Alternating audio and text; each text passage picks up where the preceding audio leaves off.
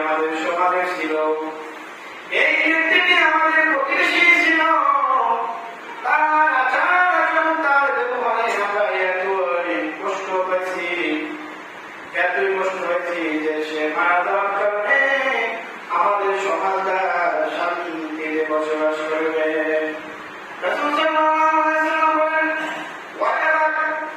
কিছুদিন পরে আরেকটা লাশ নিয়ে রাসূল সাল্লাল্লাহু আলাইহি ওয়াসাল্লামের সামনে নিয়ে আনতেছে। সাহাবীরা বলতেছে, ইয়া রাসূলুল্লাহ, ইয়া হাবিবাল্লাহ, এই লোকটি ইন্তিকাল করেছে, সে আমাদের প্রতিবেশী ছিল, এই লোকটি এত ভালো ছিল, তার মৃত্যুতে আমরা সবাই কষ্ট পেয়েছি, আঘাত পেয়েছি, ধৈর্য ধারণ করতে আমাদের জন্য অসম্ভব হয়ে পড়ছে। রাসূল, এই লোকটি এতই ভালো ছিল। আল্লাহ রাসূল সাল্লাল্লাহু আলাইহি ওয়াসাল্লাম বলেন, ওয়াজাবা। সাহাবীরা বলেন, ইয়া রাসূলুল্লাহ, ইয়া হাবিবাল্লাহ, প্রথম লোকটি সম্পর্কে যখন আমরা এত কথা বললাম, আপনি বলেন ওয়াজাবা, কবুল হয়ে গেছে, ওয়াজিব হয়ে গেছে। দ্বিতীয় লোকটির সময় যখন বললাম লোকটি অনেক ভালো ছিল, আপনি বলেন ওয়াজাবা, ওয়াজিব হয়ে গেছে। আল্লাহ রাসূল দয়া করে বলেন, কি ওয়াজিব হয়ে গেছে? রাসূল সাল্লাল্লাহু আলাইহি ওয়াসাল্লাম বলেন, ও সাহাবীরা শুনো, তোমরা যখন প্রথম রাস্তাকে কেন্দ্র করে তোমরা খারাপ কমেন্ট করছো, খারাপ সাপোর্ট করছো, আল্লাহ রাব্বুল আলামিন তোমাদের এই সাপোর্টটাকে কেন্দ্র করে তার জন্য জাহান্নাম ওয়াজিব করে দিয়েছিল। নাউযুবিল্লাহ।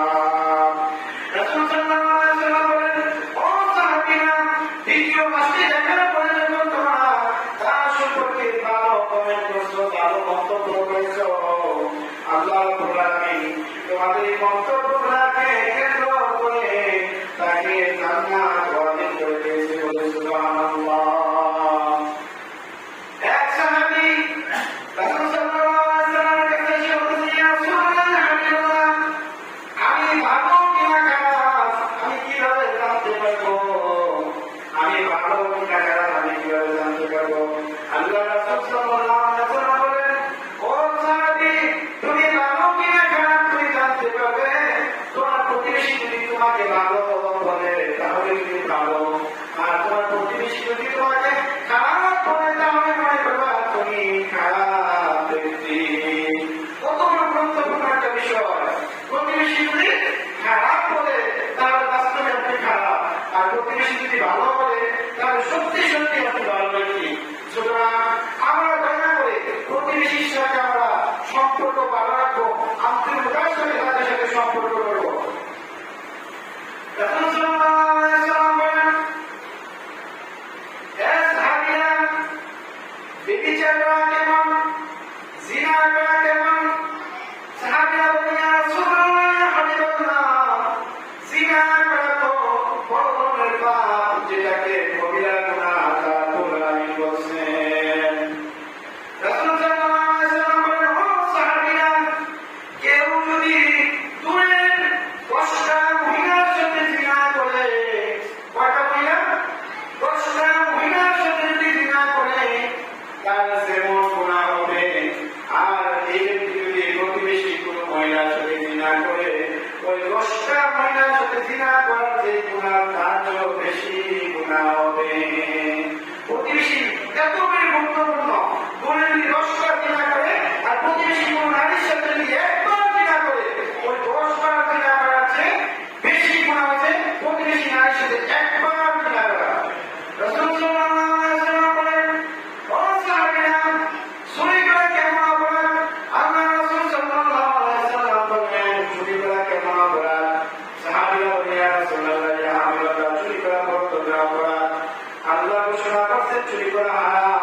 আপনি বলেছেন চুরি করলে হাত কাটার জন্য, পা কাটার জন্য, অতএব চুরি করা বড় ধরনের অপরাধ।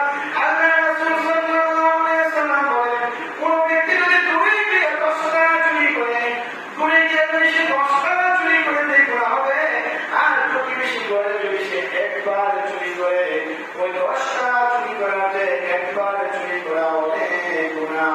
বলে নাউযুবিল্লাহ। প্রতিবেশীর হক কেমন করে আল্লাহ রাসূল সাল্লাল্লাহু আলাইহি ওয়াসাল্লাম বর্ণনা করেছেন। রাসূল সাল্লাল্লাহু আলাইহি ওয়াসাল্লাম বলেন, এক মুসলমান অপর মুসলমানের উপরে 6টি হক অধিকার আছে। কোন মুসলমান যদি তার সাথে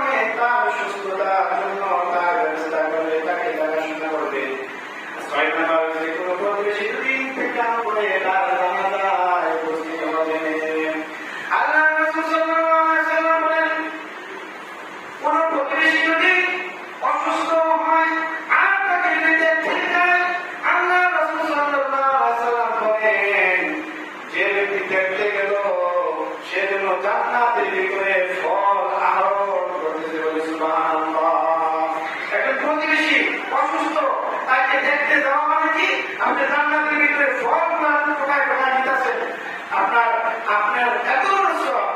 রাসূল সাল্লাল্লাহু আলাইহি ওয়াসাল্লাম বলেন কোন প্রতিবেশী যদি অসুস্থ হয় আর সে যদি তাকে দেখতে যায় আল্লাহ রাসূল সাল্লাল্লাহু আলাইহি ওয়াসাল্লাম বলেন সে যেন আল্লাহর রহমতের মধ্যে ডুব দিল।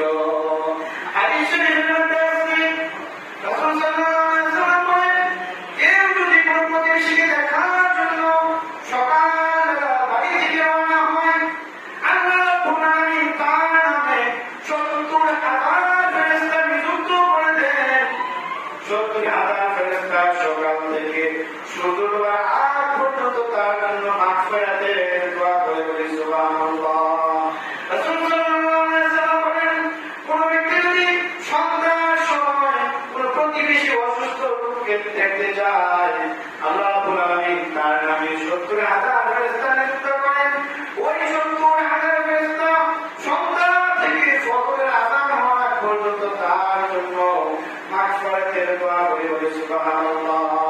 রাসূল সাল্লাল্লাহু আলাইহি ওয়াসাল্লাম বলেন ওই ব্যক্তি যদি ওই রোগীর কাছে অসুস্থ ব্যক্তির কাছে বসে যায় আল্লাহ রাব্বুল আলামিন বলেন ওই ৭০,০০০ ফেরেশতা তাকে পরিবেষ্টিত করে বেড়াতে রাখে আর আল্লাহর কাছে দোয়া করে রাব্বুল আলামিন এই ব্যক্তি যিনি রোগীকে দেখতে আসছে একটা অসুস্থ ব্যক্তিকে দেখতে আসছে আল্লাহ রাব্বুল আলামিন তাকে তুমি দয়া করে তার জীবনের সমস্ত গুনাহকে মাফ করে দাও।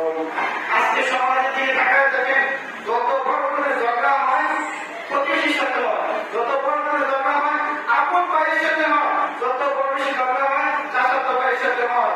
বর্তমান সমাজে ছেলে বাবাকে মারতেছে, আপন ভাই ভাইকে হত্যা করতেছে।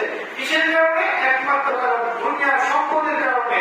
রাসূল সাল্লাল্লাহু আলাইহি ওয়াসাল্লাম বলেন প্রতিবেশীর কোনো মানুষ যদি মারা যায় তাহলে তোমরা তাকে ৩ দিন পর্যন্ত খাবার দিবা, রান্না করে তাদের ৩ দিন পর্যন্ত খাবার দিবা। কারণ যেই সমাজের যেই ঘরের লোকটা মারা গেছে তাদের সবাই মনের মধ্যে কষ্ট, তারা আমরা আশেপাশে কেউ মারা যায় তার জানাজাতে যাবো, তাকে ৩ দিন পর্যন্ত আমরা খাবার দেবো, সিরিয়াল করবেন।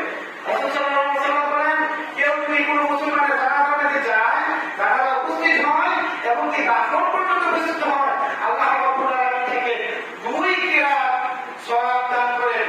সাহাবারা বলেন ইয়া রাসূলুল্লাহ 2 কিরাত কতটুকু পরিমাণ?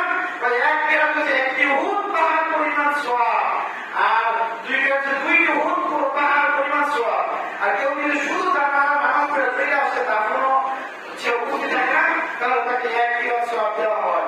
কত বড় সওয়াব! তো প্রতিবেশীর সাথে সম্পর্ক ভালো রাখলে আপনি জান্নাতে যাওয়ার জন্য সুবর্ণ সুযোগ গ্রহণ করতে পারেন। আর যদি প্রতিবেশীর সাথে আপনি খারাপ সম্পর্ক রাখেন, তাদের সাথে আত্মীয়তা বজায় না রাখেন, রাগারাগি মারামারি এইরকম আপনার জীবনটা যদি যায় তাহলে দেখে রাখেন আপনার পরকাল আপনার জন্য অনেক ক্ষতি অপেক্ষা করতেছে।